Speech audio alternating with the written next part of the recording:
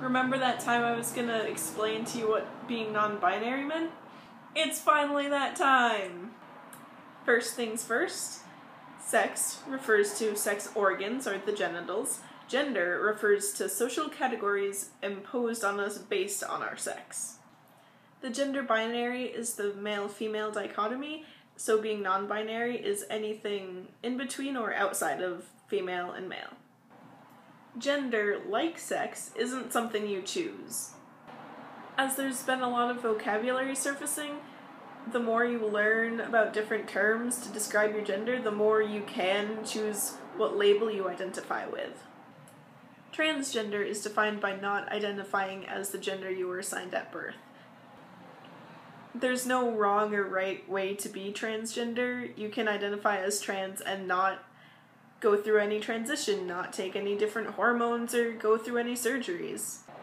So, for example, I identify as trans because I don't view myself as female, and that was the gender assigned to me at birth. I do identify as non-binary because I almost never feel strictly male or female, and I'm gender fluid because what I do feel changes a lot, like week to week. I have changed my name, and I've changed my pronouns. I don't have any plans for starting hormones or getting any surgeries, which isn't to say it'll never happen. That's just not a decision I feel comfortable making whatsoever right now. Another part of my experience being gender fluid is the conviction with which I regard my gender.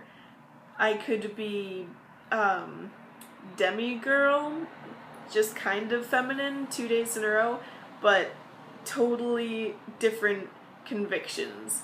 I can be like, yeah, if I was to choose a label, that's what I would go with one day, and then the next day, like, yes, this is definitely exactly what I feel right now. That's why it's so important to not view gender as, like, a dichotomy of blue and pink, but of a color wheel with blue and pink and purple and green and red and yellow, and with all different shades and hues. So go have fun exploring your gender and your colors and the language you want to use to describe yourself.